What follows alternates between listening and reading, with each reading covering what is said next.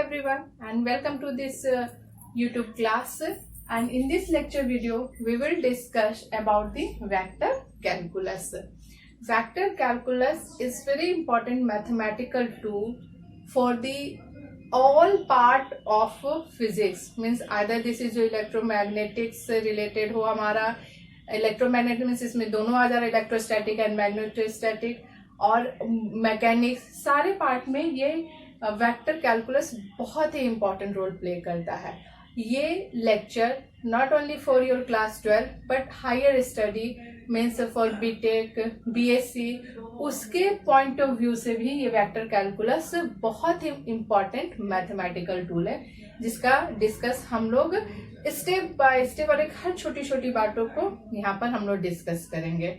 Mathematical जो tool है, you can say that it is the language by using that we can explain the all law of science.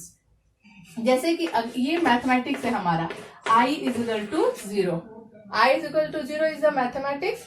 But अगर यहाँ ये I मान लो कि light का इंटेंसिटी है और ये इज इक्वल टू 0, इसका मतलब अगर हम सिंपल इसका फिजिकल मीनिंग निकालने जाए तो इसका मीनिंग यही है कि यहाँ पर अंधेरा है. Okay, so this is the meaning of या role of mathematics in the science. Okay, अब हम लोग डिस्कस करते हैं. हम लोग को क्या डिस्कस करना है? Vector calculus. यहाँ पर दो पार्ट है, एक है वेक्टर और दूसरा है हमारा कैलकुलस. फिजिक्स में भी जो हम लोग सबसे पहले डिस्कस करते हैं अपने, तो उसमें हम लोग कहते हैं कि जो भी क्वांटिटी को मेजर करते they all are physical quantity and this physical quantity is divided into two parts, that is scalar and vector. I know कि you all are very much aware with this two term कि scalar क्या है और vector क्या है. तो हम लोग मैथमेटिक्स में यही क्वांटिटी को और अच्छे से कैसे स्टडी कर सकते हैं, उसके लिए हम लोगों को बताया कि अगर ए और बी कोई वेक्टर है तो अगर इसको दिखाना है, रिप्रेजेंट करना है कि ये वेक्टर है, तो वहां पर हम लोग एरो का साइन लगा देते थे. दूसरा इसका रिप्रेजेंटेशन है कि ये बोल्ड में हम लोग लिखते थे ए एंड बी. सो इससे ये समझ में आ रहा है कि ये ए और बी जो है ये वेक्टर क्वांटिटी है, स्केलर क्वांटिटी नहीं है. मीन्स ये वी नो दैट की वेलोसिटी क्या है? Velocity is the vector quantity. तो v फोर्स क्या है? It is a vector quantity. तो हम लोग यहाँ लिख सकते हैं f, वेक्टर f. फिर हम लोगों ने ये भी मैथमेटिक्स में डिस्कस किया था कि दो क्वांटिटी जब भी दो क्वांटिटी को हम लोगों को मल्टीप्लाई करना है तो आइदर हम लोग इससे मल्टीप्लाई कर सकते हैं या फिर दिस वन, जिसमें हम लोग इसको बोलते हैं डॉट प्रोडक्ट और इसको बोलते हैं क्रॉस प्रोडक्ट.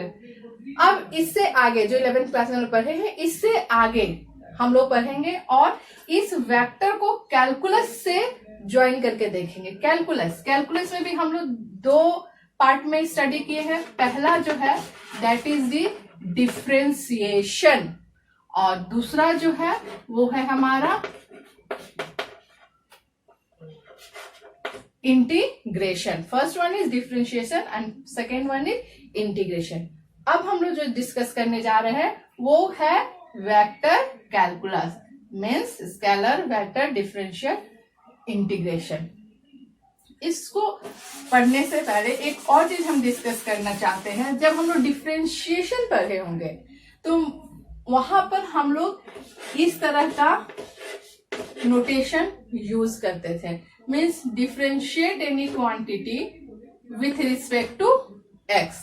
मान लो एनी क्वांटिटी मतलब अगर जेड को हमको डिफरेंशिएट करना है, जहां जेड का वैल्यू है X square plus Y square, अगर इसे हमें डिफरेंशिएट करना है with respect to X, then हम लोग को मालूम है कि क्या करना है, हम लोग को dz बाय dx लिख देंगे. फिर सिंस x के रिस्पेक्ट में ही डिफरेंशिएट करना है तो 2x वैल्यू आ जाएगा और plus 2y dy by dx. That we already know. हम लोग जब स्टार्ट हुआ होगा आप लोगों को क्लास से मैथमेटिक्स और कैलकुलस, तो ये आपको डिफरेंशिएशन बताया गया होगा. सिमिलरली वैसे ही अगर हम लोग इसको y के रिस्पेक्ट में करें तो ये इस तरह का आंसर आता है. और दूसरे तरीके से हम लोग बोल सकते हो कि यहाँ पर हम लोग derivative, this is the of course what this gives you derivative. तो यहाँ पर हम सिर्फ एक वेरिएबल का डेरिवेटिव्स निकाल सकते हैं। लेकिन अगर हम लोग पार्शियल डिफरेंशिएशन की अगर बात करें, ओके, ये ordinary differentiation D by D X, partial मतलब do by do X, this is the symbol do by do X, this is the ordinary differentiation and this one is partial differentiation. और यहां पर हम लोग एक से ज्यादा वेरिएबल का डेरिवेटिव निकालते हैं। लाइक अगर हमें सेम मान लो कि सेम ये X square plus Y square का पार्शियल डिफरेंशिएशन निकालना है, तो सबसे पहले जैसे डी बाय डी एक्स लिखते थे हम लोग, अगर y के रिस्पेक्ट में निकालना तो do Z by do Y. यहाँ पर क्या क्वांटिटी है, X square plus Y square. तो यहाँ पर अंतर यही है कि जिसके रिस्पेक्ट में हमको निकालना है बस उसी का वैल्यू हम लोग उसी को डिफरेंशिएट करते हैं, सेम उसी मेथड से जैसा कि हम लोग इस केस में निकाल रहे हैं। और उसके अलावा जो भी वेरिएबल है वो कांस्टेंट जैसा ट्रीट होता है। और हम लोग सबको मालूम है कि कांस्टेंट का डिफरेंशिएशन क्या होता है, तो कांस्टेंट का डिफरेंशिएशन 0 होता है। इसलिए dz by dy is equal to 2y। जैसा हम लोग यहाँ पर देख रहे हैं dz बाय dy, ये 2y आया और ये टर्म 0 हो गया। और do Z by do X हम लोग यहाँ पर निकाले थे दिस वन, और ये टर्म हमारा 0 हो गया, तो यहाँ पर आ गया सिर्फ 2x। So this is the difference between the ordinary differentiation and partial differentiation. ये बहुत ही इंपॉर्टेंट पॉइंट है वेक्टर कैलकुलस को स्टार्ट करने से पहले डिस्कस करना, क्योंकि हम लोग वेक्टर कैलकुलस में ये यूज करते हैं do by do X, means हम लोग वेक्टर कैलकुलस में पार्शियल डिफरेंशिएशन यूज करते हैं, ना कि ऑर्डिनरी डिफरेंशिएशन।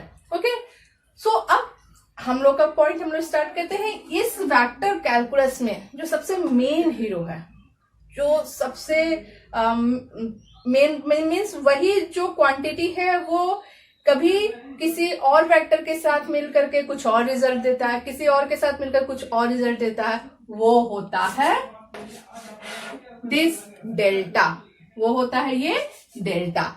इस डेल्टा को मतलब हम लोग देख सकते हैं, हम लोग ट्रायंगल ऐसे बनाते हैं, इसका जस्ट ये अपोजिट सिंबल है डेल्टा, और इसको हम लोग ये है, इसको हम लोग बोलते हैं either you can say del, और हम लोग बोल सकते हैं डेल्टा।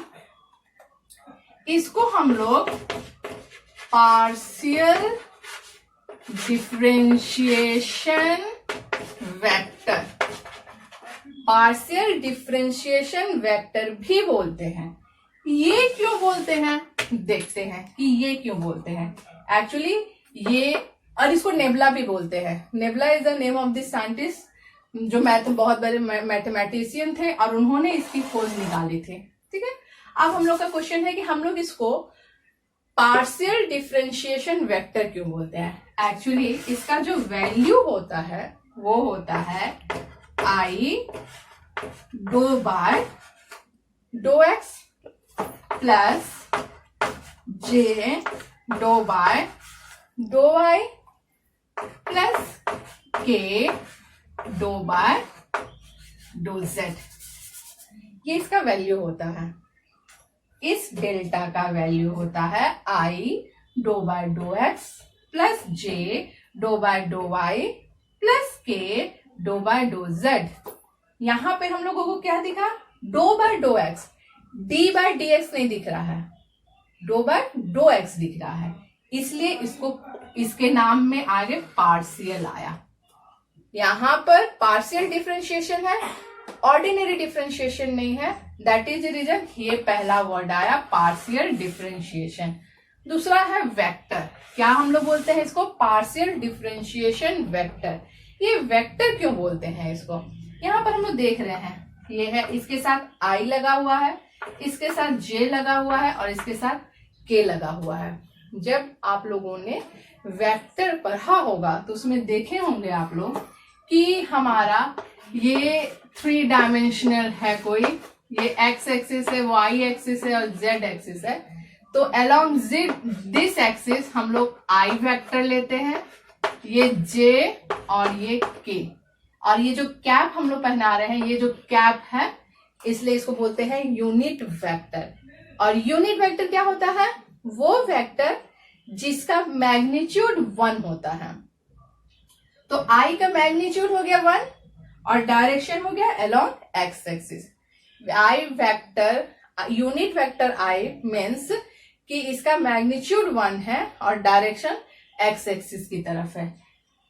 जे, यूनिट वेक्टर जे मीन्स ये भी यूनिट वेक्टर है पर वो मैग्नीट्यूड 1 और direction along Y axis.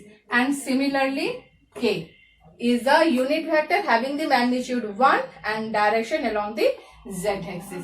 So this is अब now clear कि ये जो भी क्वांटिटी है ये वेक्टर है क्योंकि i j k is a vector और ये हो गया partial. That's why we called it partial differentiation vector. Okay, so reason is clear। और फिर हम लोग इसको इस तरीके से दिखाते हैं।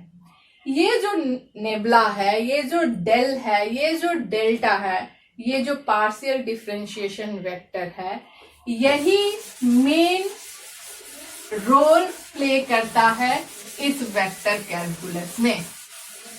यही मेन रोल प्ले करता है किसी भी वेक्टर कैलकुलस में। कैसे? ये जब डेल किसी भी, ये डेल है, यहां डेल है, ये डेल, ये जब किसी भी स्केलर क्वांटिटी के साथ मिल जाता है तो ये जो रिजल्ट देता है उसको हम लोग बोलते हैं gradient of scalar quantity A. Is scalar मतलब यहाँ टेम्परेचर हो सकता है, वेलोसिटी हो सकता है, जितना भी स्केलर क्वांटिटी है हम लोग कुछ भी ले सकते हैं। ये जब डेल मैच करता है वेक्टर क्वांटिटी से ही, मान लो कि अभी ये वेक्टर क्वांटिटी है, ये स्केलर क्वांटिटी है क्योंकि यहाँ वेक्टर साइन नहीं है, ये क्या हो गया? Vector quantity. और जब ये डेल मिलता है वेक्टर क्वांटिटी से विथ द डॉट प्रोडक्ट, तब ये जो भी रिजल्ट देगा हमको, इसको हम लोग बोलते हैं डाइवर्जेंस ऑफ वेक्टर